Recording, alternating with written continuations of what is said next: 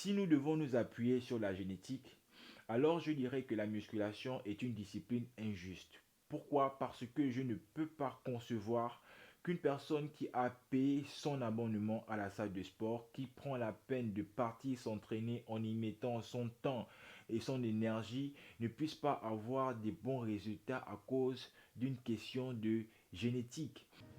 Salut les gars, j'espère que vous allez bien. Aujourd'hui, on se retrouve dans une nouvelle vidéo pour parler des personnes qui donnent l'impression qu'ils sont zippers, c'est-à-dire qu'ils sont costauds, alors que lorsqu'ils enlèvent les habits, c'est la catastrophe. Parce qu'on n'aperçoit que du gras et du gras. Et on n'aperçoit quasiment pas de muscles. Pourquoi je me permets de faire cette vidéo aujourd'hui? Je fais cette vidéo parce que j'ai non seulement reçu plusieurs messages de mes abonnés qui me demandaient s'il était possible de brûler les graisses et construire du muscle en même temps tout en conservant leur masse parce qu'ils n'ont du tout pas envie de maigrir. Mais aussi parce que j'ai moi-même constaté que la majorité des personnes qui pratiquent la musculation se retrouvent dans cette situation et que parmi elles, il y en a qui aimeraient améliorer leur physique pour faire ressortir au mieux les définitions de leurs muscles, mais ils ne savent du tout pas comment procéder. Et vu que nous sommes en été, j'ai pris cette question à cœur et je me suis permis de réaliser cette vidéo pour vous donner des informations qui vont beaucoup vous aider. Si toi tu regardes cette vidéo et que tu te retrouves dans cette situation mais que tu aimerais en sortir parce qu'il y en a qui s'y plaisent avec leur gras et du coup on ne va pas les condamner, on ne va pas les juger. Mais si toi tu veux sortir de cette situation, alors j'ai une excellente nouvelle pour toi car il est tout à fait possible de brûler les graisses et construire du muscle en même temps tout en conservant ta masse. Mes frères, avant de continuer la vidéo, si tu n'es pas encore abonné à la chaîne, abonne-toi, like et appuie sur la cloche de notification pour être sûr d'être informé des prochaines vidéos qui sortiront dans les jours à venir.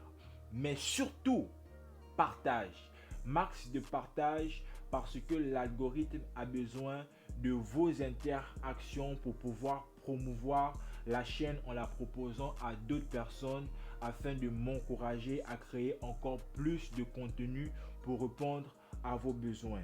Donc, sans plus tarder, let's go! Tu t'es déjà sans doute posé la question de savoir pourquoi tes muscles ne sont pas visibles. Pourquoi malgré tous les efforts que tu fais à la salle de sport, les résultats ne sont toujours pas au rendez-vous? Ce sont là des très bonnes questions que tu te poses et que je me ferai le plaisir de répondre dans la suite de cette vidéo. Beaucoup ici me diront que c'est une question de génétique. Pourquoi je le dis? Effectivement, j'ai déjà eu ce genre de conversation avec plusieurs personnes et le mot qui en ressort, c'est la génétique.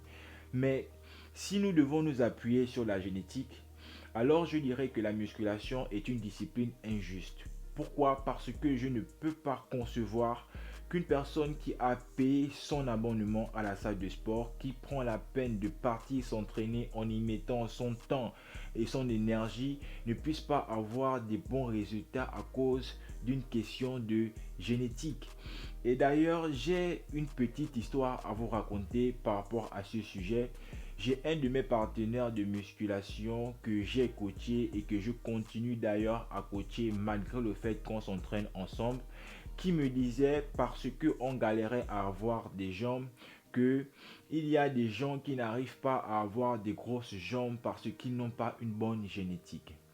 Je lui ai répondu en lui disant que si tu commences à penser ainsi, tu vas te créer un blocage parce que tu te seras trouvé le prétexte de ne pas pouvoir progresser. Effectivement, génétiquement, on ne peut peut-être pas avoir des grosses jambes comme certains pratiquants de musculation si on doit aussi prendre en considération les personnes qui sont dopées. Mais si on fait bien les choses comme il faut, il est probable qu'on puisse avoir des jambes musclées.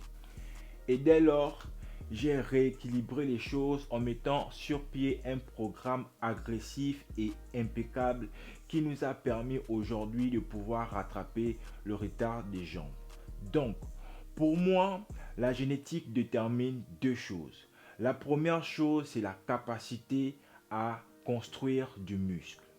Ici, je veux dire quoi? Il y a des personnes, par exemple, qui ne font pas de musculation, mais qui génétiquement sont musclées. Et il y a aussi des personnes qui, à peine commencé, au bout de 3 mois, on peut déjà commencer à apercevoir des résultats, contrairement à d'autres personnes qui peuvent commencer à avoir des résultats peut-être au bout de 7 mois, voire un an. Et ça, on ne peut rien y faire parce que ça dépend de la capacité de tout un chacun à pouvoir gagner du muscle. C'est la raison pour laquelle lorsque une personne me demande en combien de temps je peux commencer à construire du muscle, je ne peux pas lui donner une réponse certaine parce que tout dépendra de sa capacité à lui à pouvoir construire du muscle. Donc pour ça, on ne peut rien y faire. La deuxième chose, c'est la morphologie. Je prends par exemple mon cas. Moi, génétiquement, j'ai des épaules qui sont larges. Et lorsque je travaille mes épaules, ils deviennent encore plus larges. Contrairement à celui-là qui, morphologiquement, a des petites épaules. Si il travaille et qu'il travaille bien, il aura certes des épaules larges, mais il ne pourra jamais avoir des épaules larges comme pour moi parce que sa morphologie ne lui permet pas d'en avoir. Mais ça ne veut pas pour autant dire qu'il n'aura pas des épaules même s'il se met à travailler en faisant bien les choses. Donc c'est pour dire quoi? C'est pour dire que la génétique ne peut pas t'empêcher d'avoir un beau physique. La génétique ne peut pas t'empêcher d'avoir un corps esthétique, un corps harmonieux. Et du coup, si on doit s'appuyer sur la génétique, ça ne sert à rien de partir dépenser son argent à la salle de sport parce que voilà, génétiquement tu ne peux pas avoir de muscles, génétiquement tu ne peux pas progresser, alors que nous avons tous des muscles. Maintenant, tout dépend de notre capacité à pouvoir développer ces muscles. Tout dépend de notre capacité à pouvoir mettre ces muscles en valeur. Donc, c'était juste pour ouvrir une petite parenthèse par rapport à la génétique pour que vous ne puissiez plus avoir, pour que vous puissiez enlever ce blocage de votre tête parce que tout est d'abord mental avant d'être physique. Donc, si mentalement tu crois que à cause de ta génétique, tu ne pourras jamais atteindre un beau physique, malheureusement, tu ne pourras pas atteindre un beau physique parce que tu t'es déjà convaincu mentalement. C'est l'une des raisons pour laquelle j'ai trouvé judicieux de ouvrir cette parenthèse histoire de bien vous expliciter les choses pour que vous puissiez déjà enlever ce blocage au cas où vous l'aviez. Maintenant, on peut rentrer dans le vif du sujet pour vous donner des explications ou encore vous apporter des solutions pour pouvoir brûler votre graisse et construire du muscle tout en gardant votre masse. Bro, écoute bien ce que je vais te dire. Avant même de mettre en pratique les informations que je vais te donner dans cette vidéo, j'aimerais que tu puisses te convaincre que la génétique n'est pas un obstacle et que tu vas réussir. Pour brûler les graisses et gagner du muscle tout en conservant ta masse est possible à réaliser, sauf que tu ne pourras pas conserver la totalité de cette masse car tu seras obligé de brûler les graisses parce que ce sont ces graisses qui sont à l'origine de cette masse. Et c'est cette masse qui fait en sorte qu'on ne puisse pas apercevoir tes muscles. Donc, si tu appliques ce que je vais te dire dans cette vidéo, ne sois pas surpris de te voir en train de perdre du poids car c'est tout à fait normal pour atteindre la voie du succès. Mais après, tu pourras reprendre du volume tout en gagnant plus de muscles et moins de gras. Donc, tu pourras faire une prise de masse propre. Mais comment faire? Question. Pour le faire, ton alimentation et tes entraînements doivent changer radicalement. Pourquoi je précise ici que ça doit être radical? Parce que tu ne dois sous aucun prétexte abandonner tant que tu n'as pas atteint ton objectif. Sur le plan alimentaire, nous avons les macronutriments que sont les protéines, les glucides et les lipides. Les protéines vont venir participer à la construction et la réparation de tes muscles. Les lipides, quant à eux, vont t'apporter l'énergie et la matière grasse, tandis que les lipides vont stocker cette énergie pour participer au bon fonctionnement de tes cellules et tes hormones. Dans ton cas de figure, les glucides représentent ta bête noire parce que ce sont les glucides qui sont à l'origine de ta prise de gras.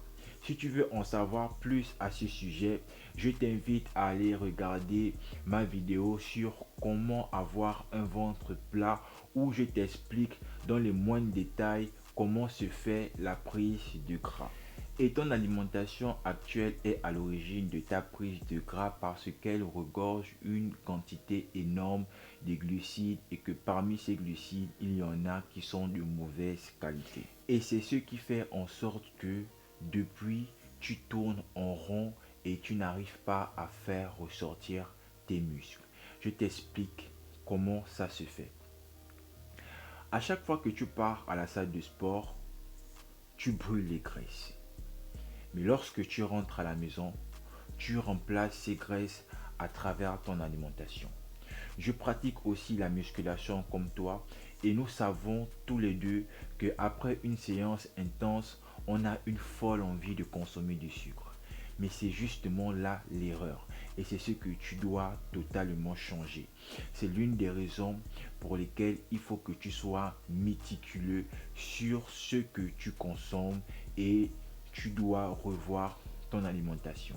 Je te conseille de manger autant de fois que tu en auras envie, mais diminue ton apport en glucides et en lipides en optant pour des sucres de source naturelle tels que les pommes de terre, les patates douces et augmente ton apport en protéines car c'est la protéine qui est à l'origine de la construction et du volume de tes muscles. Mais attention, choisis des protéines qui ont moins de gras telles que le blanc de poulet, les viandes maigres, etc. Si tu veux une vidéo sur l'alimentation, écris alimentation en commentaire. Sur le plan des entraînements, je te conseille d'ajouter l'intensité dans tes entraînements en augmentant soit le nombre de séries, le nombre de répétitions ou en travaillant en drop set ou en superset. Le drop set, c'est une technique d'intensification qui consiste à faire une répétition jusqu'à l'échec et ensuite réduire la charge sans se reposer et continuer à enchaîner les répétitions. Tandis que le drop set, c'est une technique d'intensification qui consiste à travailler 2 exercices pour une série. Je prends un exemple. En travaillant par exemple les épaules, pour une série, je peux faire du développé militaire et juste après, j'enchaîne avec les élévations latérales. Donc, ce sont des techniques d'entraînement qui vont te permettre de mettre l'intensité dans tes séances pour travailler aussi le cardio afin de maximiser la brûlure des graisses, mais il regorge encore d'autres avantages tels que le renforcement musculaire, l'endurance et tu vas aussi gagner en force. Et juste après ton entraînement, je te conseille de faire 30 à 45 minutes de cardio. Tu peux juste faire de la marche au tapis pour accélérer cette brûlure de graisse. Donc, ainsi, tu pourras brûler les graisses et construire du muscle en même temps. Et puis après, une fois que tu as suffisamment brûlé des graisses et que tes muscles sont ressortis, maintenant tu pourras changer ton alimentation en augmentant légèrement les glucides, mais tout en faisant attention pour gagner encore un peu de gras, comme j'expliquais aussi dans une autre de mes vidéos sur comment faire une prise de masse musculaire où j'expliquais que une prise de masse musculaire ne peut pas se faire sans une prise de masse grasse. Mais c'est juste que la prise de masse grasse doit être gérée de sorte à avoir plus de muscles que de gras. Et donc, après avoir fait ressortir tes muscles, comme j'étais tantôt en train de dire, tu pourras changer ton alimentation pour prendre du volume tout en gagnant plus de muscles que de gras et donc de faire une prise de masse propre. Sur ce, nous sommes arrivés au terme de notre vidéo. J'espère que à travers cette vidéo, je t'ai apporté les informations dont tu avais besoin pour dès aujourd'hui commencer à bien faire les choses pour changer ton physique. Si tu n'es pas abonné à la chaîne, surtout abonne-toi. Abonne-toi, like et max de partage. On se dit à très bientôt dans une autre vidéo. Big up.